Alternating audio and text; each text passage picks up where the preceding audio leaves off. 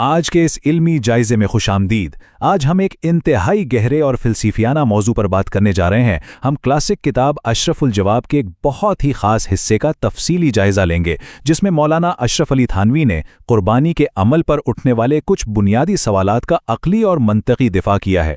تو آئیے بغیر کسی تاخیر کے اس گہری بحث میں غوطہ لگاتے ہیں اور دیکھتے ہیں کہ کتاب میں ان دلچسپ دلائل کو کس طرح پیش کیا گیا ہے۔ آئیے سب سے پہلے اس بنیادی اعتراض اور انسانی عقل کے پہلو پر بات کرتے ہیں۔ دیکھیں، سوال بہت سیدھا سا ہے اور اکثر سوچنے والے ذہنوں میں ابھرتا ہے۔ جب ہم دیکھتے ہیں کہ ایک ہی وقت میں اور ایک ہی مقام پر ہزاروں جانوروں کو ذبح کیا جا رہا ہے تو بظاہر انسانی عقل ایک سوال اٹھاتی ہے، کیا یہ واقعی منطقی ہے؟ اس عمل کی افادیت کیا ہے؟ کتاب میں اس سوال کو بڑی غیر جانبداری کے ساتھ سامنے رکھا گیا ہے تاکہ اسے ایک خالص علمی سطح پر پرکھا جا سکے۔ اور یہیں سے بات انسانی سمجھ اور اس کی حدود کی طرف مڑتی ہے۔ انسانی عقل کی ان حدود کو واضح کرنے کے لیے مصنف نے ایک بہت ہی دلچسپ خیالی تجربہ، جسے ہم تھاٹ ایکسپیریمنٹ بھی کہتے ہیں، پیش کیا ہے۔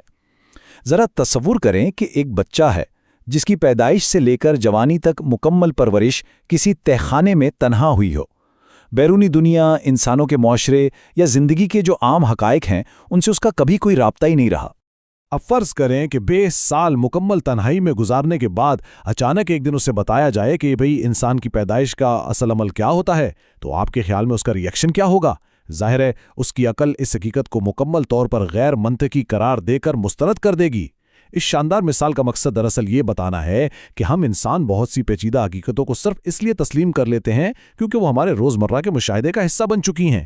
ایسا بالکل نہیں ہے کہ ہماری عقل نے انہیں خود بخود دریافت کر لیا ہو۔ اس نقطے کو ایک اور زبردست اور سادہ سی مثال سے واضح کیا گیا ہے۔ مصنف ایک بھوکے شخص کا واقعہ بیان کرتے ہیں جس سے کسی نے ریاضی کا ایک سادہ سا سوال پوچھا کہ یار 2 اور 2 کتنے ہوتے ہیں؟ تو اس نے جواب دیا 4 روٹیاں۔ یعنی اس کا جواب ریاضی کا کوئی اصول نہیں تھا بلکہ اس کی بھوک کے گرد گھومتا تھا۔ یہ اس بات کی بڑی زبردست عکاسی کرتا ہے کہ ہمارا انسانی ذہن فطری طور پر جسمانی بقا اور روزمرہ کی مادی ضروریات میں کس قدر الجھا ہوا ہے۔ تو پھر اس ساری بحث کا اہم ترین نتیجہ کیا نکلتا ہے؟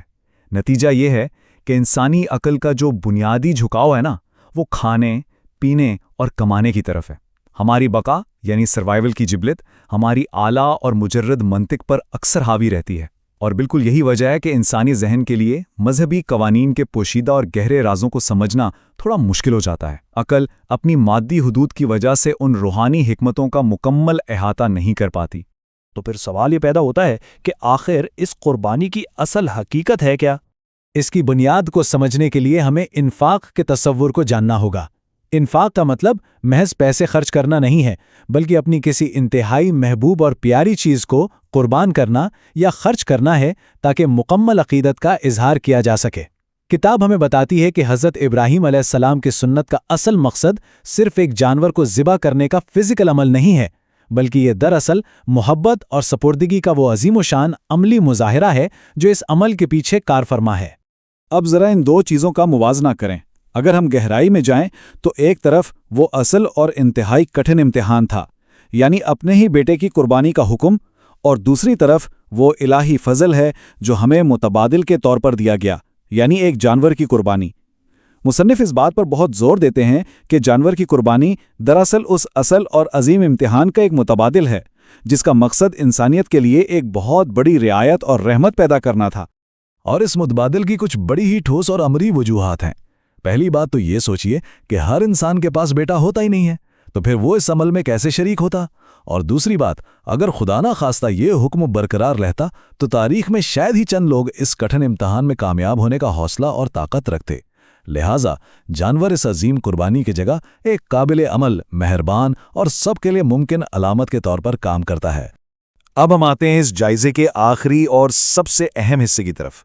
کیا یہ واقعی مال کا ضیاع ہے یا کچھ اور؟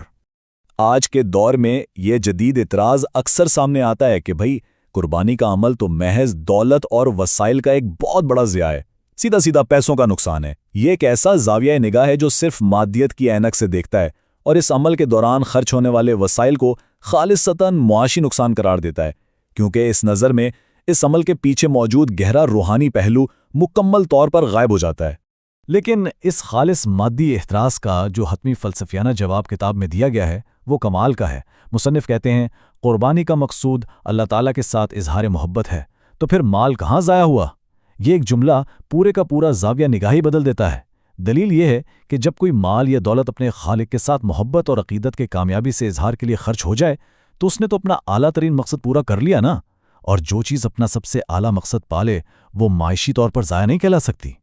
جو بات ہمیں آج کے اس آخری اور انتہائی غور طلب سوال تک لے آتی ہے، اگر ہم یہ مان لیں کہ انسانی عقل فطری طور پر صرف مادی بقا اور روٹی تک محدود ہے، تو پھر خالص اور بے لوز عقیدت کے عمل کی اصل قدر اور قیمت کو آخر کیسے ماپا جا سکتا ہے؟ یہ ایک ایسا سوال ہے جو منطق کی حدود اور محبت کی وسعت کے درمیان ایک گہری سوچ بچار کی دعوت دیتا ہے۔